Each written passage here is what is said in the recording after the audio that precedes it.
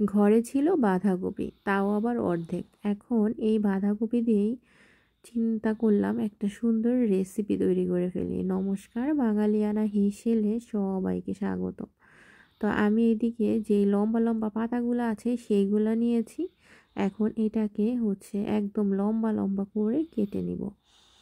তো যেভাবে করে কেটে নিচ্ছি, আমি সব বাঁধাকপিটাকে কেটে নিচ্ছি। এটা পরিমাণ অনুযায়ী বেশি নিব না।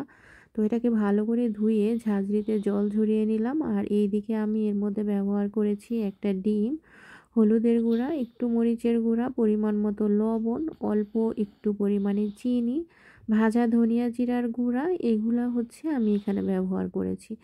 এখন সবগুলোকে ভালো করে মেখে নিব। যদি আপনারা কেউ বাঁধাকপিটাকে একটু গরম জলে ভাপ দিয়ে নিতে চান, সেটাও দিতে পারবেন।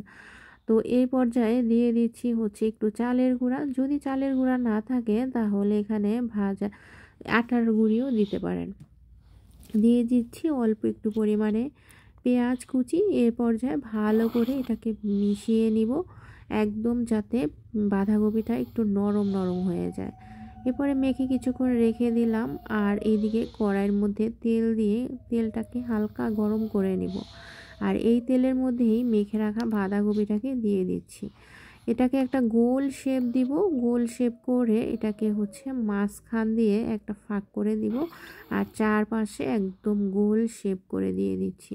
এখন মাঝখানে যে ফাঁক করেছি সেখানে একটা ডিম দিয়ে দিলাম, ডিম পোচ যেভাবে করে। আর ডিমের একটু 1 চিমটি পরিমাণে লবণ দিয়ে দিচ্ছি। এবার ঢাকনা দিয়ে প্রায় 10-15 মিনিটের মতো এটাকে জাল দিব। বারবার উঠিয়ে দেখছি যে কি পর্যায়ে আছে। চুলার আঁচটা এই পর্যায়ে কিন্তু একদম লোতে থাকবে। এবার এক সাইড হয়ে গিয়েছে। যেহেতু এটা একদম বড় আকারের, একটা চামচ দিয়ে উঠবে না, তাই আমি 2টো চামচ দিয়ে এটাকে উল্টিয়ে দিলাম। দেখেন কত সুন্দর একটা সাইড হয়ে গিয়েছে। এবার ঢাকনা দিয়ে ঢেকে দিয়েছি। এটাকেও আমি প্রায় 10-15 মিনিটের মতো এটাকে জাল দিব। আর বারবার কিন্তু ঘুরিয়ে দিচ্ছি। আর এখন একটু সরিষার তেল দিয়ে দিলাম যাতে খুব সুন্দরভাবে হয়। অল্প আঁচে আমি এটাকে কিন্তু আস্তে আস্তে জাল দিয়ে নিচ্ছি। যে অনেকটাই হয়ে গিয়েছে, তারপরে একটু ঘুরিয়ে ঠুরিয়ে দিচ্ছি যাতে পুড়ে না যায়। তো এই তো আবার ঢেকে দিব। এটাকে ঢেকে কিছুক্ষণ 2-3 মিনিট রাখার পরে এটাকে নামিয়ে ফেলবো। এখন একটা ছুরি নিয়ে এটাকে কেটে নিচ্ছি, দেখি কি অবস্থা। তো এখন এটা গরম ভাতের সাথে গরম গরম পরিবেশনের পালা, বা বিকালের নাস্তায় সস দিয়েও কিন্তু পরিবেশন করতে পারেন। তো যারা খেয়েছেন তারা তো অবশ্যই এর স্বাদটা জানেন, আর যারা খাননি তারা একবার হলেও ট্রাই করতে পারেন। তো আজকে এই পর্যন্তই। সবাই ভালো থাকবেন, সুস্থ থাকবেন। কথা হবে